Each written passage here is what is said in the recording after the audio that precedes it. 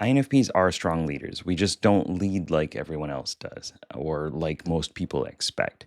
If you look at story and myth and real life, some of the most compelling leaders are introverted feelers. Think of Frodo Baggins, carrying the ring to Mordor, or Luke Skywalker standing up to the Empire, Audrey Hepburn, Kurt Cobain, Tim Burton.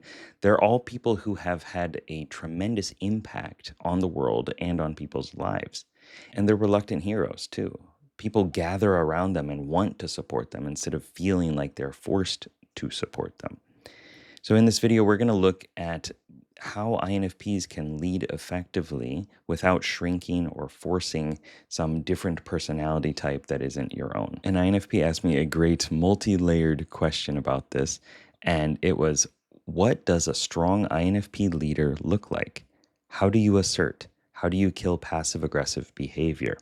How do you lead without being taken advantage of or shrinking before aggressive types in the organization?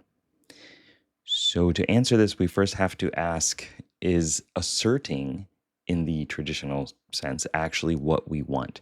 Or is it just some unconscious expectation from ourselves or society? Do you need to assert yourself in that way in order to be a leader? INFPs, when we feel like we need to take an action and we don't have a lot of time to do it, we get stressed out and we dip into extroverted thinking. And when that happens, our approach gets clunky and unwieldy because it's not our main skill set. We don't naturally live in the extroverted thinking, commander, organization, delegation, effective steps realm. So instead of trying to be a top-down dictator or commander, I like to think of INFP leadership as like walking in a line, like a shield wall, rather than one person standing way out in front and the other people behind them. Because when you're out in front and people are walking behind you or backing you up, your back is turned on them. There's a lot when you think about the metaphor. Where are you? Where are they? If you're in front, then it creates this uncomfortable situation where they're just watching you take steps, waiting on you to take actions, maybe to fail, to make the next move. Standing in line together changes the dynamic completely. So we often get stuck trying to copy the standard approach, the extroverted thinking approach, in order to get results. We think that that is the only way of doing it, but we really deep down know that that's not true. Being assertive and effective doesn't mean changing who you are. It doesn't mean that you can't be an INFP in order to do that. And we don't need to put on a show or act like some loud, bombastic, flamboyant, extroverted character in order to be taken seriously. For us to be assertive, we need to lean into our strong convictions, we need to activate them, and we need to take right action, doing what you know is right, even when it's uncomfortable. And being an effective leader comes from also checking in and seeing if the actions that we're taking are aligned with our goal and are getting us closer to that goal that we're pursuing. And one of the biggest strengths as INFPs is how we relate to other people on our team, in our party, in our questing group, in our relationships. And in my experience in leadership roles, I found that people love feeling seen and heard. And that is one of our core strengths. And we can bring that into work and we can use that strength in our team. So take some time to get to understand and know the people that you're working with. Take them out to lunch or just, work to create a better relationship with them so that you can understand more of who they are and why they do the things that they do, what they want in life. And when you know who they are on this deep level, then you can adapt the actions to their strengths. So like if you know someone's really good at organization and maybe taking a bunch of different goals or chaotic details, then you can give them tasks that align to that. Even if it's not their core job, it might be, but you can allow them to live into their strengths. And that's one of the joys of personality type is you can see that different types have different strengths and different struggles.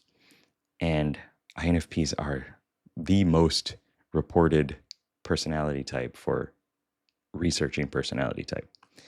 So we can give people more of a life aligned with their strengths when we get to know them more. And being in a leadership role allows you to do that more easily. So the question also mentioned passive aggressive behavior.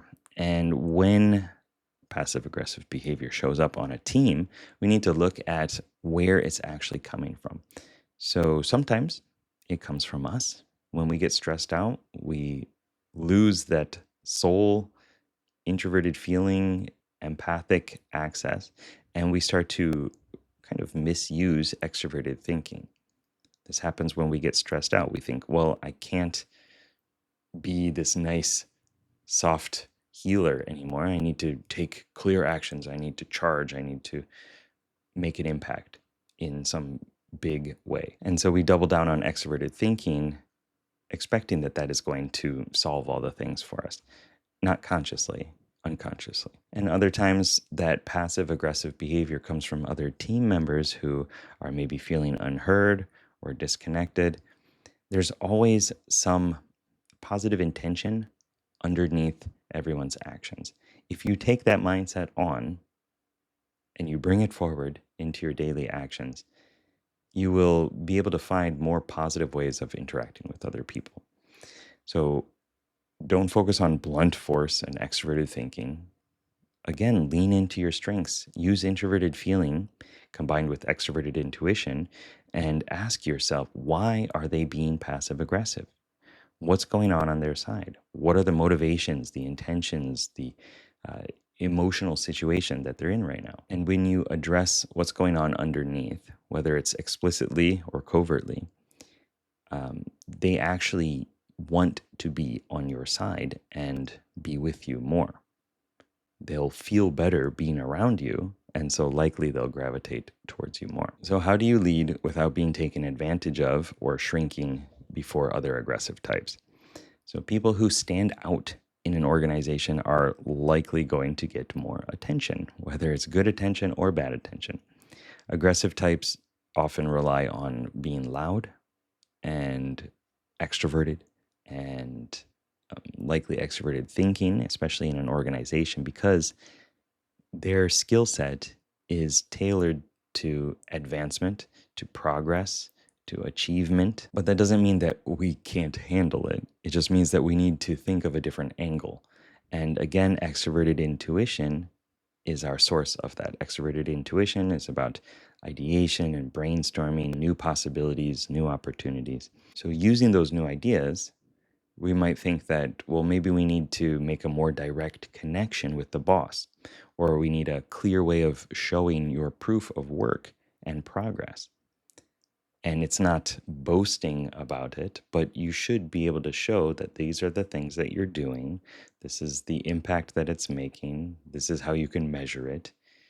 And we can bring in emotion when we are expressing those, when we're showing this is how it's impacting our clients, our customers, company morale. So it's like going into extroverted thinking deliberately in order to show the measurable results and the outcomes, even to set clear boundaries, to know when and how to make your voice heard. But we can do that through other ways. We don't need to do it in this one, I'm going to stand up in front of the office and show how strong I am. So you can use that direct evidence of your work when you need to communicate it and lead from alignment instead of force. And we often talk through these different kinds of leadership dynamics and cognitive function, personality type struggles inside of the Evolve community.